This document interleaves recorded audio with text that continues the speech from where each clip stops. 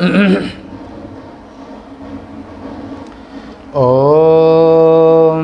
भद्रं कर्णेभिः शृणुयाम देवा भद्रं पश्येमाक्षभिर्यजत्राः स्थिरैरङ्गैस्तुष्टुवाग्वं सस्तनोभिर्जशेम देवहितं जदायो स्वस्ति न इन्द्रो वृद्धश्रवाः स्वस्ति नः पूषा विश्ववेदाः स्वस्ति नस्तारक्षो अरिष्टनेमिः स्वस्ति नो बृहस्पतिर्दधातु ॐ शान्तिः शान्तिः शान्तिः। आज 6/7/2021 में उपनिषद आश्रम उज्जैन से नित्य प्रति क्रमशः प्रातः काल के स्वाध्याय सत्र में उपनिषद प्रस्थान में अथर्ववेदी प्रश्नोपनिषद में पहले प्रश्न को आप श्रवण कर रहे हैं। पिछले समय में प्रजापति उपासना को आप श्रवण कर रहे हैं। दिन और रात में प्रजापति दृष्टि, उत्तरायण और दक्षिणायन में प्रजापति दृष्टि, रई चंद्रमा में प्रजापति दृष्टि, स्त्री पुरुष में, प्राणी मात्र में प्रजापति दृष्टि का विधान आपने सुना। आज जो उपासना संपूर्ण नाम रूप संसार में जो प्रजापति दृष्टि करते हैं, जो प्रजापति उपासना करते हैं, इस उपासना का फल क्या होता है? उपासना हमेशा मन से होती है। मनसा ब्रह्म अन्वेष्टव्यः, मन से ब्रह्म का अन्वेषण खोज करना चाहिए। और मन ही संसार के आकार का होता है और मन ही परमात्मा के आकार का होता है। और जो मन से परमेश्वर की उपासना करते हैं और नाम रूप संसार में जो प्रजापति का दर्शन करते हैं, जो पहले आप सुन चुके हैं, उनको उनके लिए फलश्रुति क्या फल मिलेगा उनको? क्योंकि कोई कर्म का अगर कोई फल नहीं होगा तो कर्म कोई करेगा क्यों? तो ऐसे ही जो प्रजापति जो व्रत है, दृष्टि है, दर्शन है, उसका फल क्या है? इस फलश्रुति में कहते हैं प्रजापति व्रत का फल 15वां मंत्र प्रश्नोपनिषद के पहले अध्याय में पहले प्रश्न माने 15वां मंत्र। तद ये ह वै तत्प्रजापति व्रतं चरन्ते ते मिथुनम् उत्पाद्यन्ते तेषामेव एष ब्रह्मलोको एषां तपो ब्रह्मचर्यं एषु सत्यं प्रतिष्ठितं।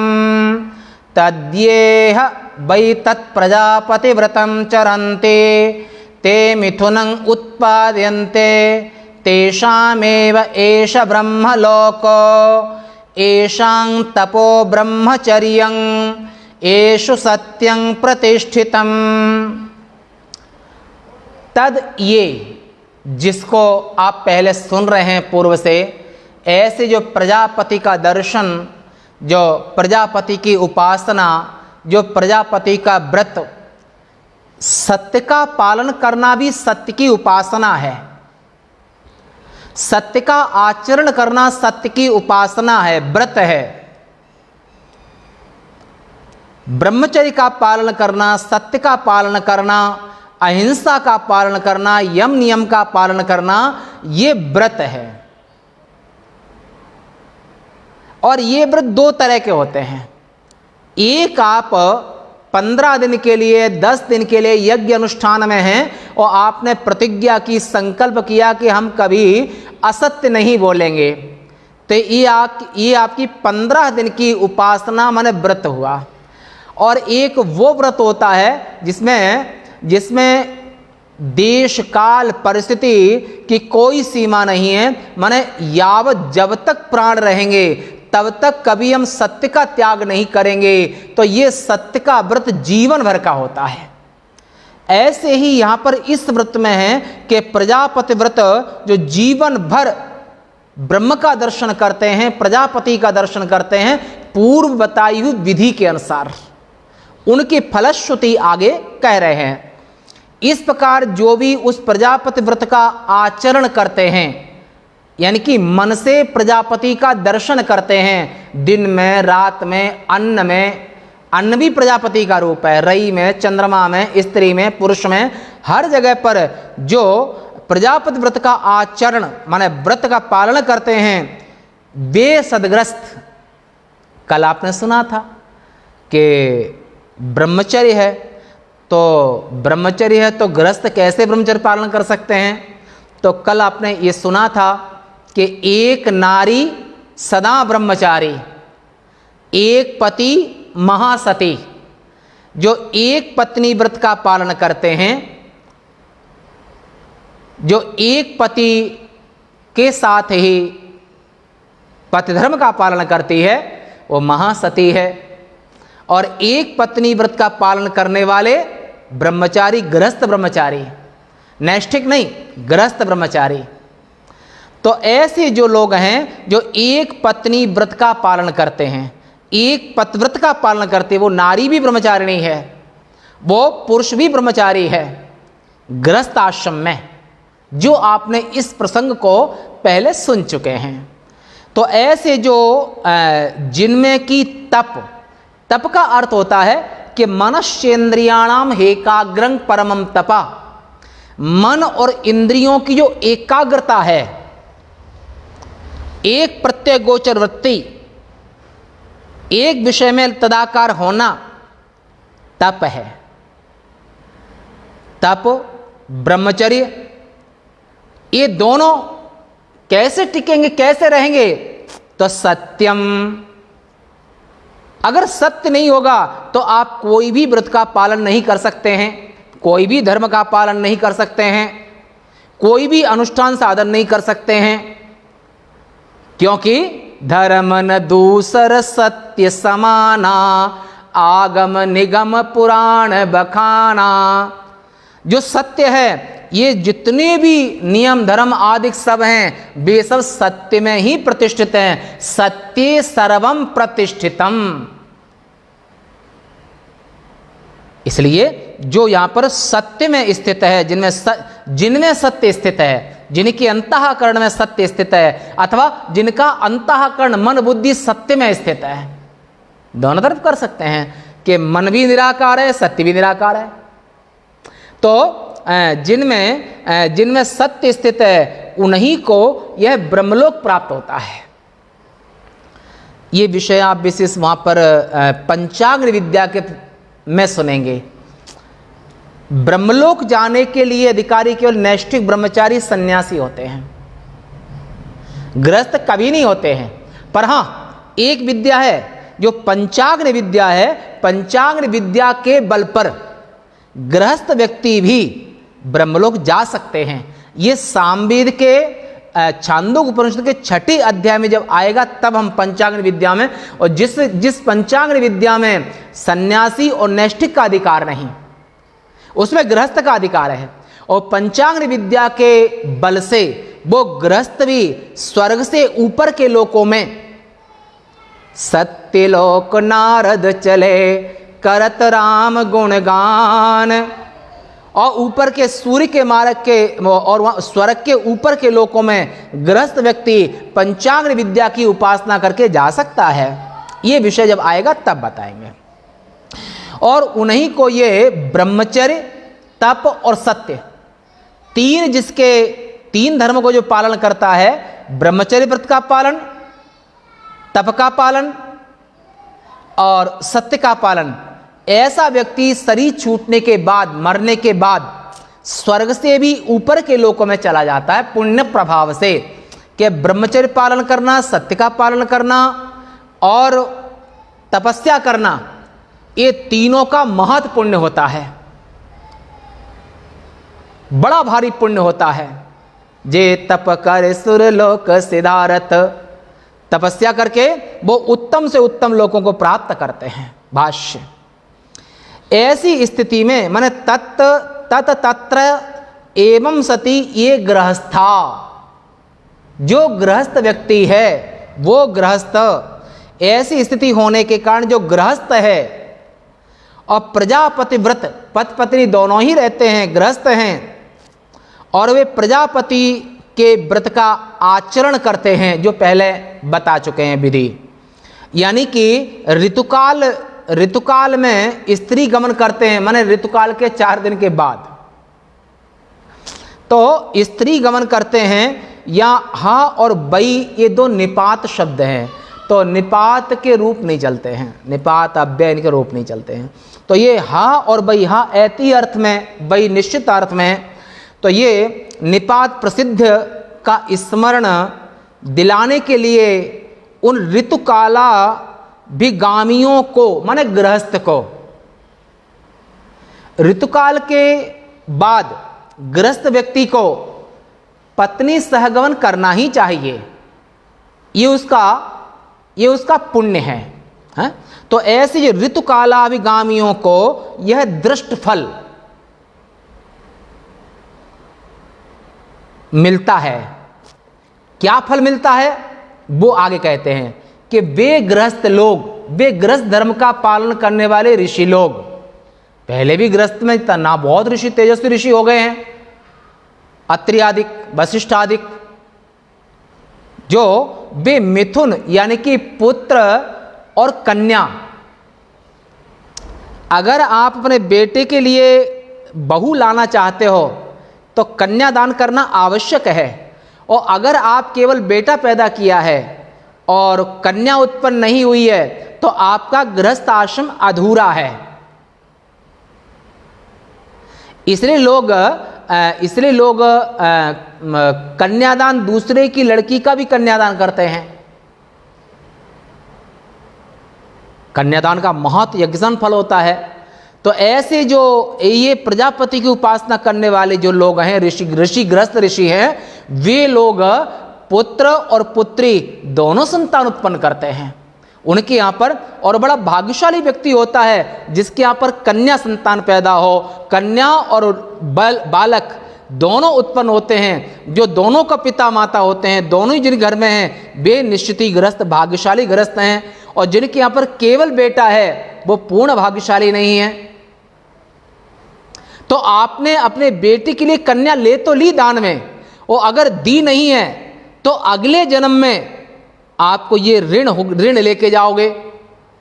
इसलिए ऋषियों का मत है कि अगर आपको केवल बेटा हुआ है, बेटी नहीं है, तो दूसरे जिनको 2-3 बेटियां हैं तो उनकी बेटी को गोद लेकर के, माने उनकी बेटी का कन्यादान गृहस्थ को करना चाहिए। इससे उसको गृहस्थ को सद्गति होती है, उत्तम लोक की प्राप्ति होती है और उसका गृहस्थ आश्रम पूरा होता है। कन्यादान किए बिना गृहस्थ आश्रम की पूर्णता नहीं होती है।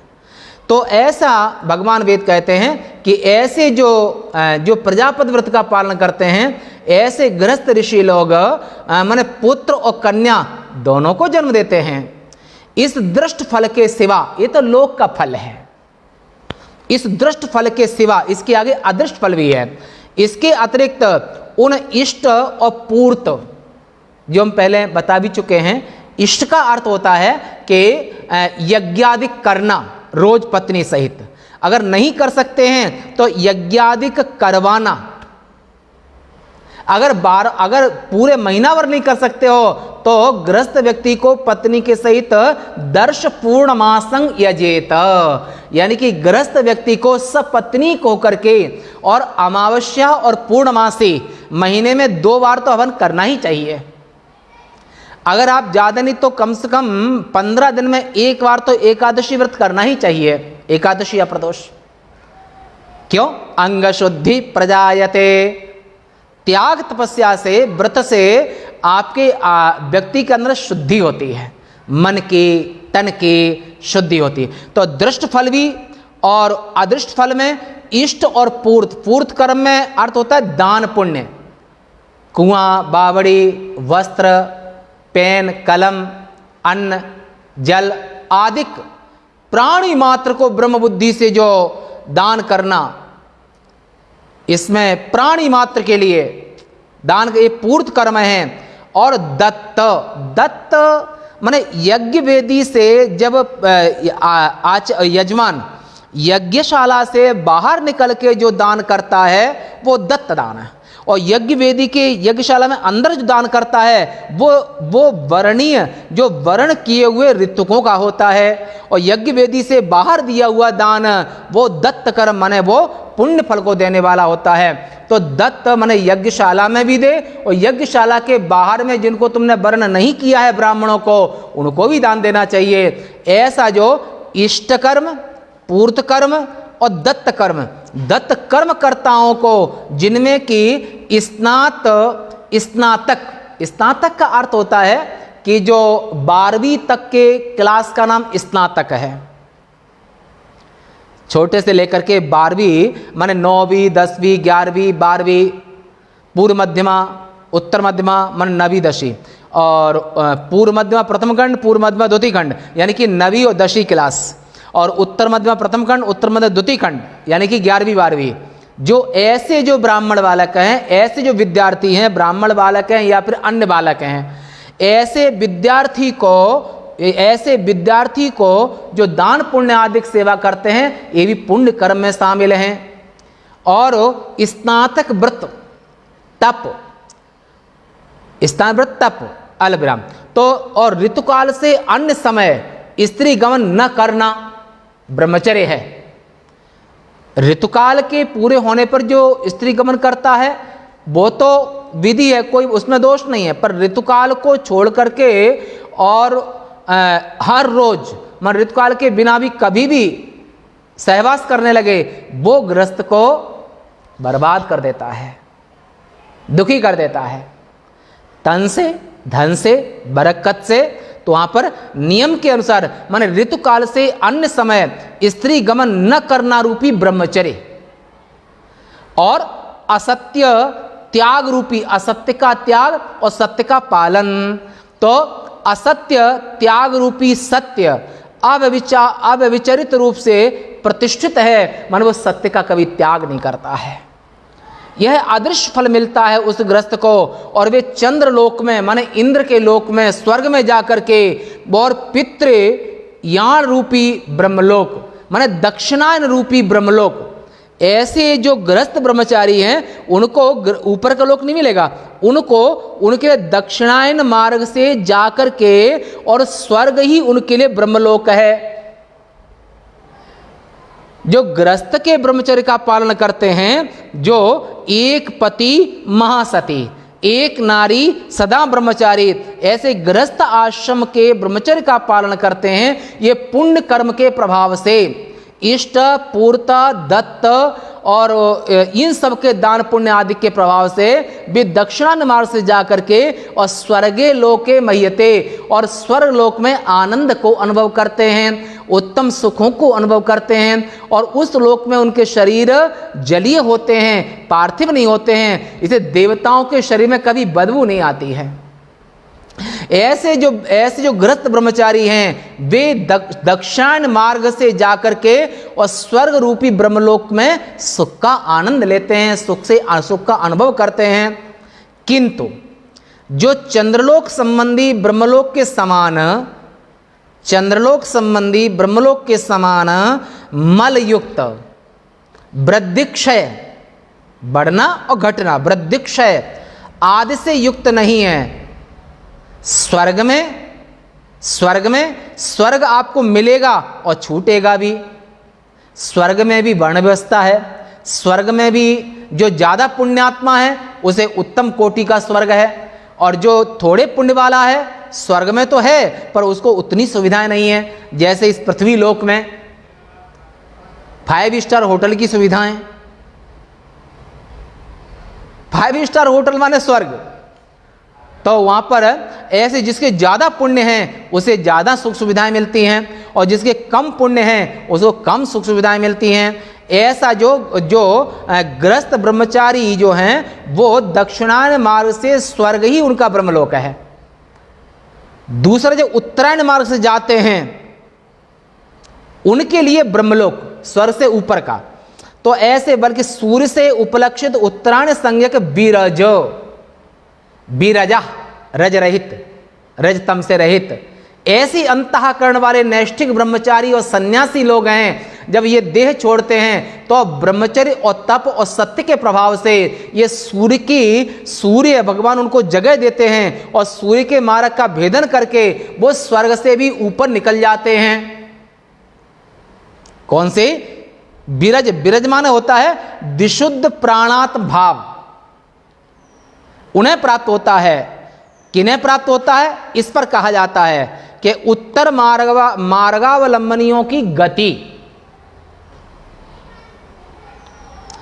तेषाम असौ विरजो ब्रह्मलोको न एषु जिह्वम अनृतं न माया चेते। नैष्ठिक ब्रह्मचारी और सन्यासी माने विरक्त। गृहस्थ की बात सुनिए आपने, अब विरक्तों की बात। जब विरक्त व्यक्ति मरता है, शरीर छोड़ता है, तो ऐसा विरक्त व्यक्ति नैष्ठिक ब्रह्मचारी, सन्यासी, बैरागी और भगवान के जो अनन्य भक्त हैं, जो भगवान के प्रेम में जननी जनक बंधु सुतदारा तनुधन भवन सुहृद परिवारा सबकी ममता ताग बटोरी मम पद मन ही बांधि वर डोरी समदर्शी इच्छा कछु नाही हर शोक नहीं भय मन माही ते सज्जन मम उर्वस कैसे लोभी हृदय बसे धन जैसे। ऐसे जो विरक्त महात्मा हैं ये भगवान के दिल में ऐसे ही निवास करते हैं जैसे लोभी के दिल में धन की आकांक्षा होती है, धन की इच्छा होती है, कामी पुरुष के दिल में कामिनी स्त्री की इच्छा होती है। ऐसे ही भगवान के भक्त भगवान को प्रिय हैं। जिनमें कौन से भक्त प्रिय हैं भगवान को? वे प्रिय हैं जिनमें कुटिलता, माने अंदर कुछ बाहर कुछ, तुम्हारे सामने कुछ और बोल रहे हैं, पीछे कुछ और गालियां दे रहे हैं, जिनके दो रूप हैं। अंदर झूठ, झूठ ही लेना, झूठ ही देना, झूठ ही भोजन, झूठ चबेना। तो संसारी व्यक्ति जो होता है अज्ञान में, जो अज्ञानी व्यक्ति वो दिन रात झूठ बोलता है, झूठ ही लेना, झूठ ही देना, झूठ ही भोजन, झूठ चबेना। और जो सत्यवादी होता है वो झूठ नहीं बोलता है, वो सत्य का त्याग कभी नहीं करता है। तो ऐसे जो भगवान के भक्त हैं, नैष्ठिक और सन्यासी विरक्त महात्मा हैं, उनके दिल छुअत छलना ही, माने उनके दिल स्फटिक मणि के समान और स्वच्छ सरोवर के समान, जिनके यहाँ पर कोई पंख गंदगी नहीं है और जो कभी इनके यहाँ पर कोई झूठ नहीं है। माया माने छल कपट, कपट माया माने कपट, जो मन में है वो बाहर व्यवहार करते हैं, वो छल कपट नहीं करते हैं, वो एक जिंदगी जीते हैं। और संसारी व्यक्ति छल कपट करता है, सामने कुछ और बोलता है, पीछे कुछ और बोलता है, मन में कुछ और सोचता है। परंतु संतों का हृदय ऐसा नहीं होता। संतों जो ब्रह्मलोक जाते हैं, जो विरक्त हैं, उनके यहाँ पर 3 गुण विशेष होते हैं। उन्हें कुटिलता नहीं होती है, असत्य नहीं होता है और वो कपट नहीं होता है दिल में। उन्हें विशुद्ध ब्रह्मलोक की प्राप्ति होती है, माने स्वर्ग से ऊपर वाले ब्रह्मलोक के उन लोकों में उसकी गति होती है मरने के बाद। जिस प्रकार अनेकों विरुद्ध व्यवहार रूप प्रयोजन वाला होने से गृहस्थ में जीव कुटिलता यानी वक्रता होनी, माने गृहस्थ व्यक्ति में इतने गृहस्थ को न चाहने पर भी झूठ बोलना ही पड़ता है। संसार में रहता है तो वो झूठ के बिना गृहस्थ का काम कहाँ से चलेगा है? परंतु कुछ स्थानों पर झूठ बोलने से सत्य का ह्रास नहीं होता है। कौन से स्थान है? स्त्रीषु नरम विवाहेषु जीविकार्थे प्राण संकटे गो ब्राह्मणार्थे अनृतं न जुगुप्सं स्यात्। जो सत्यवादी है, जो सत्य का पालन करता है, इन 6 स्थानों पर झूठ बोलता है तो उसे झूठ का पाप नहीं लगता है, असत्यवादी नहीं होता है। ये जो ये आपस्तम स्मृति का है। तो यहाँ पर झूठ बोलना झूठ नहीं होता है। स्त्रीषु नरम विवाहेषु जीविकार्थे प्राण संकटे गो ब्राह्मणार्थे अनृतं न जुगुप्सं स्यात्। इसकी हिंदी व्याख्या सुननी हो तो प्रत्यक्ष में सामने बैठ करके सुनना चाहिए।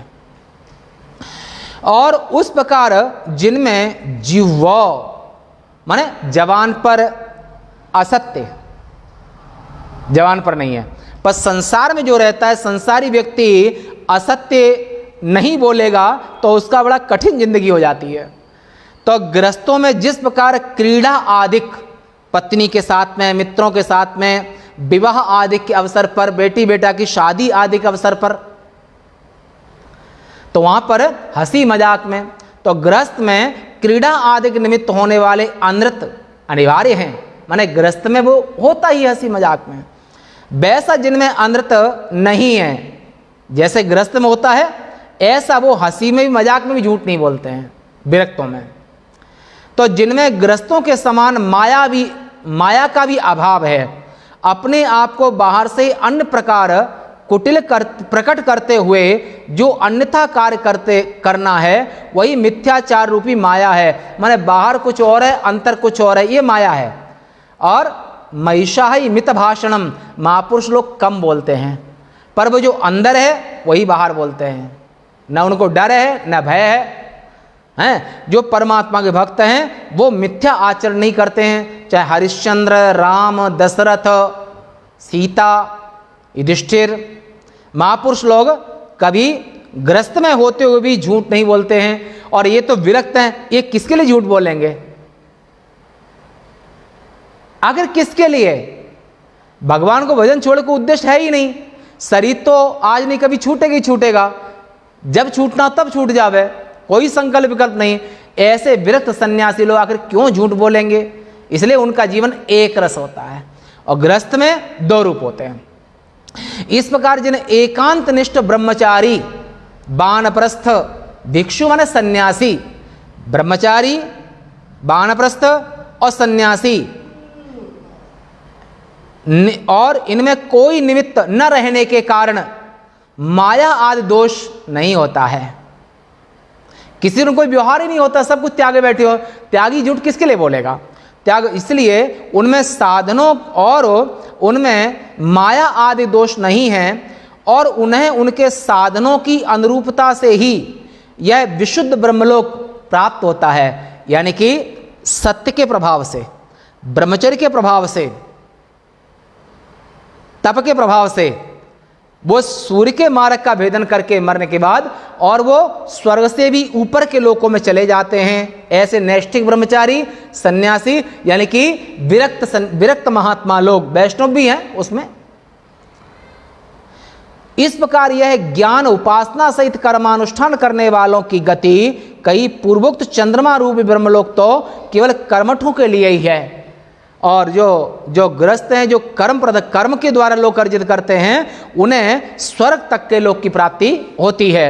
और जो विरक्त हैं, निवृत्ति परायण हैं, उनको स्वर्ग से ऊपर के लोकों में शरीर छूटने के बाद वो ऊपर के लोकों में उनकी गति होती है। आज यहीं तक, शेष वार्ता कल। ओम।